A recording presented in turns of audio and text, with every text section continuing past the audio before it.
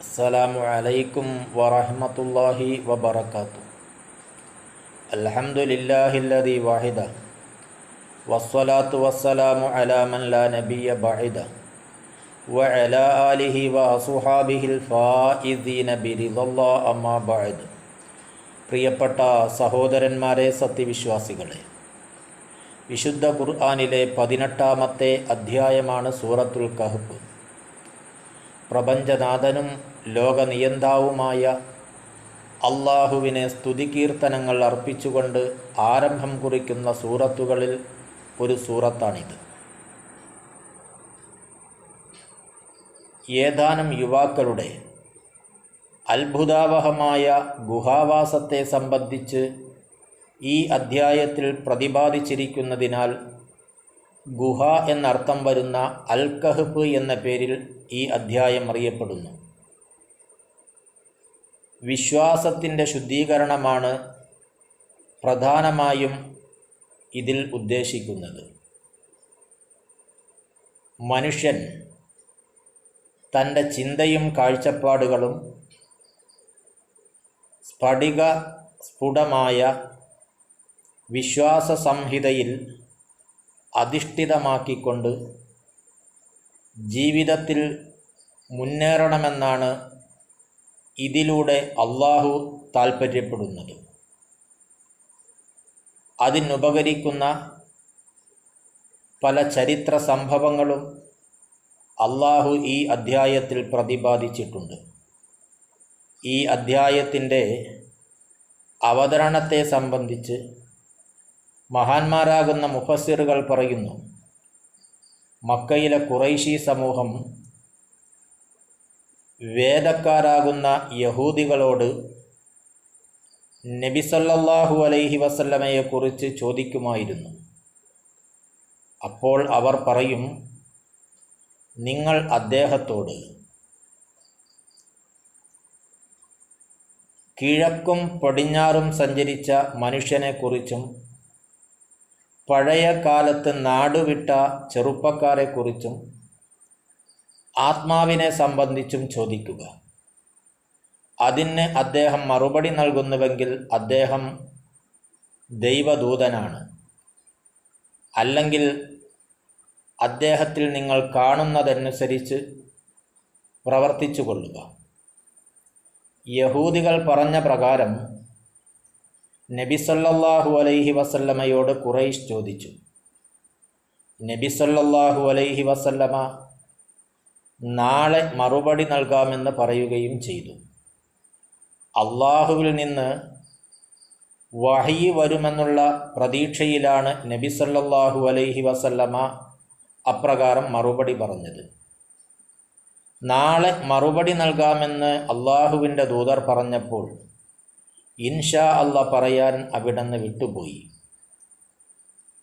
ആഴ്ചകൾ 1-2 മുന്നോട്ട് പോയി.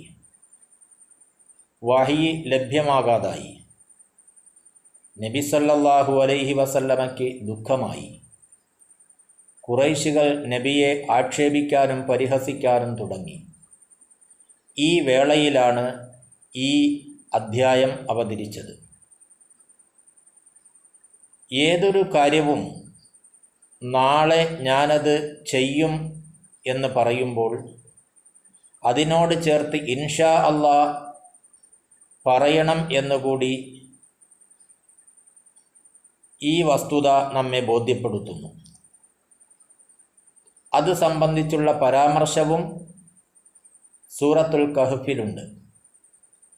ഈ അധ്യായത്തിൻ്റെ മഹത്വത്തെ സംബന്ധിച്ച് ധാരാളം ഹദീസുകൾ വന്നിട്ടുണ്ട്. നബി സല്ലല്ലാഹു അലൈഹി വസല്ലമ പറയുന്നു, സൂറത്തുൽ കഹ്ഫിലെ ആദ്യത്തെ 10 ആയത്തുകൾ ഒരാൾ മനഃപ്പാഠമാക്കിയാൽ ദജ്ജാലിൽ നിന്ന് അത് അവന് രക്ഷ നൽകുന്നതാണ്.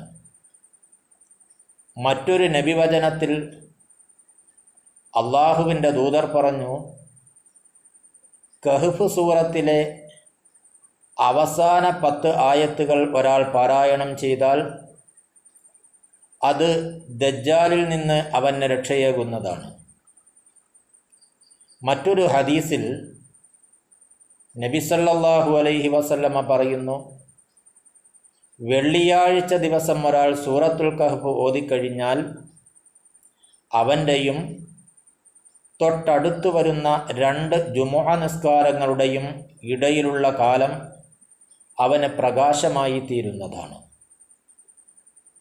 ഇപ്രകാരം ധാരാളം ഹദീസുകളിൽ നമുക്ക് കാണാൻ കഴിയുന്നതാണ്. നബി സല്ലല്ലാഹു അലൈഹി വസല്ലമ പറഞ്ഞതായി മഹാന്മാർ ഉദ്ധരിക്കുന്ന ഹദീസുകളിൽ കാണാൻ കഴിയുന്നു, ഒരാൾ സൂറത്തുൽ കഹ്ഫ് ഓതിക്കഴിഞ്ഞാൽ 8 ദിവസം അത് അവന് സംരക്ഷണം നൽകുകയും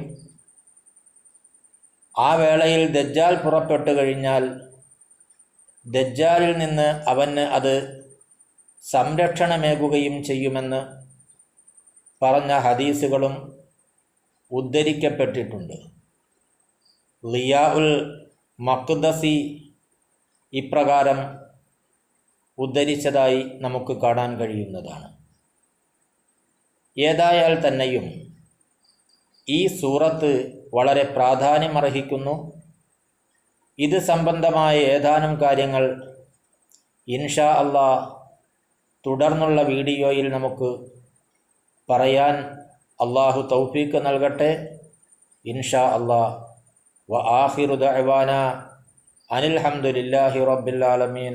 അസ്സലാമു അലൈക്കും വറഹ്മത്തുള്ളാഹി വബറകാതുഹു.